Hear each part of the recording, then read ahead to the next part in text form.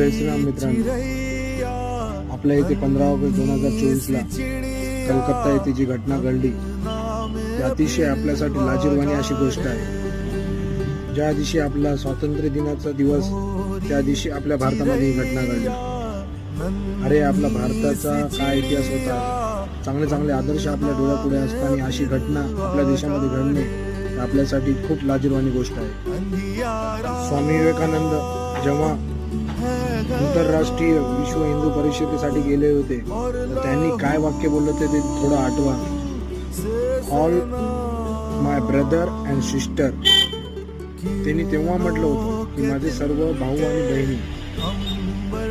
त्यानंतर आपले छत्रपती शिवाजी महाराज, शंभूराजे शिवाजी महाराजांनी पर स्त्रीला सुद्धा आपली आई मानलं होतं. अशा आदर्श असताना अशी घटना आपल्या देशामध्ये घडणे ही खूप लाजिरवाणी गोष्ट आहे.